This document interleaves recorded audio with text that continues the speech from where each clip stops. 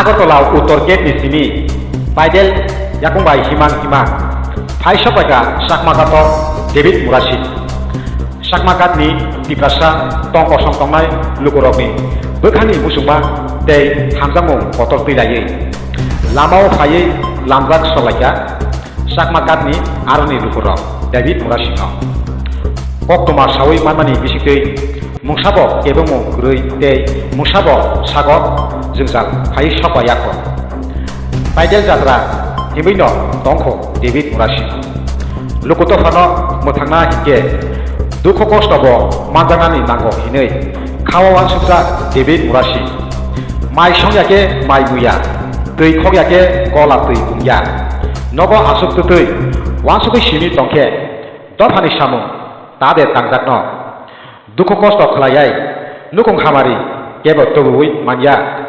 दफानि बागै चबा खलायके फैनाबो नांनाय दफानि बागै दिदिरिफोर Tipra notice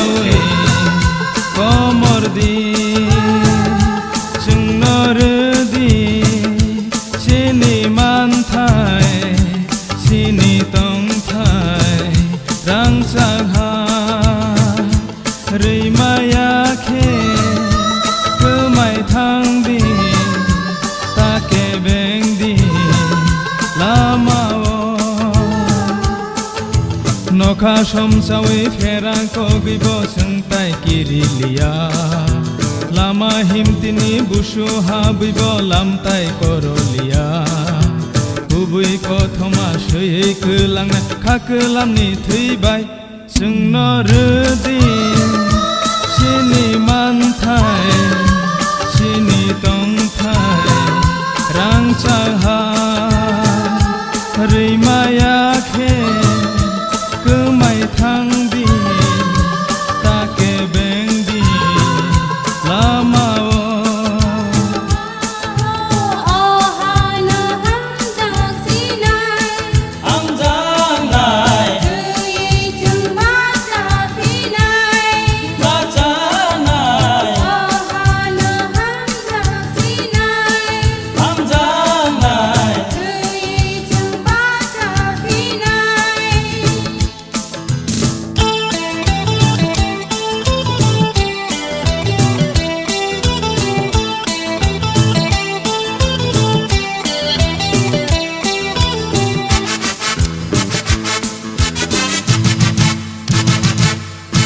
Sebagai kelangnai jenjal kai jono hogi kelangnai lama kebengno manai salsa imang no hui botang bojengle kabaya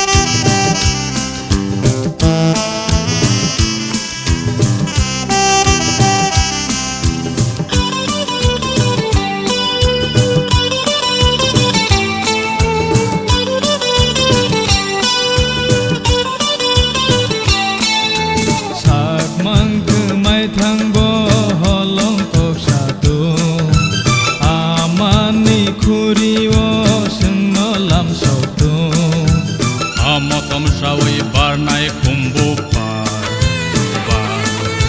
Tagiti sanai rangcak tini ha